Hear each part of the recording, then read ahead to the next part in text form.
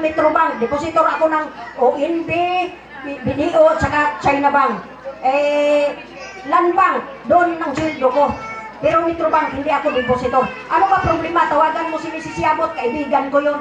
Walang nagawa si Vice President. Kasi may-ari ng bangko, kaibigan eh. Ano ba problema? So hindi na nakasagot. Ibig sabihin, alam niya na bakit? Dahil sa pira kasi ito. Siya yung Vice President, alam niya yung mga bangkero niya.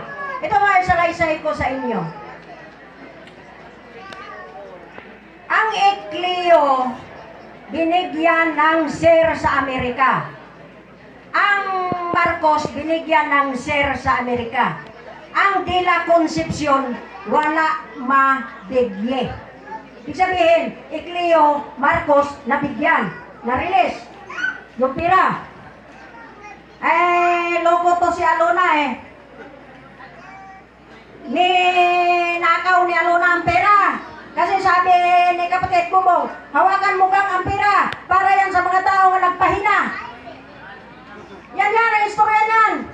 Ngayon, ang ginawa naman ng kapatid ni Alona, pumunta sila ng Cebu, ito naman boy, itong asawa niya si Joy, yung maestra na Oliveros, pamangkin din niya ni Mami, pamangkin din niya ng Lola Buning. Sabi sa akin masa kayo si Jackie? Kasi magsusumbong ako. Ano isusumbong mo sa akin? Hindi pala siya binayaran ni Alona ng 1 million kasi 4 sila. Yung 3 nabigyan. Hindi si Alona ang pinatay. Aso.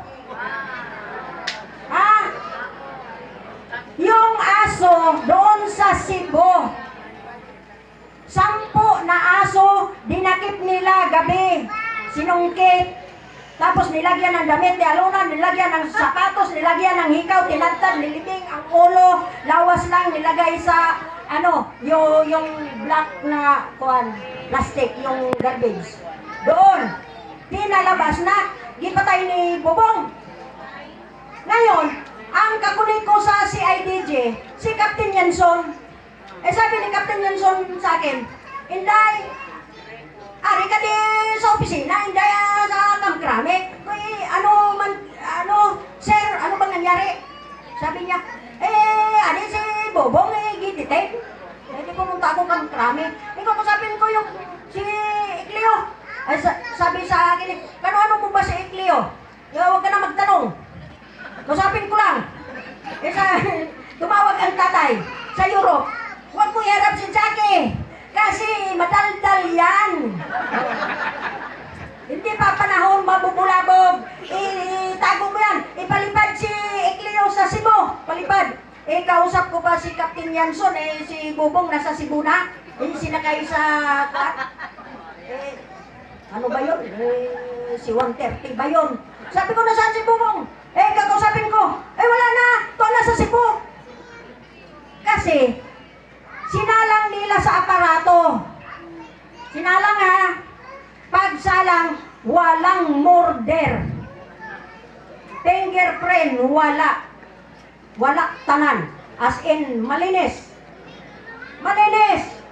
Ngayon, hinahanap ako nung isang dato, si Boy, yung asawa niya si Joy Oliveros. Sabi ko, ano ba problema ni mo dong?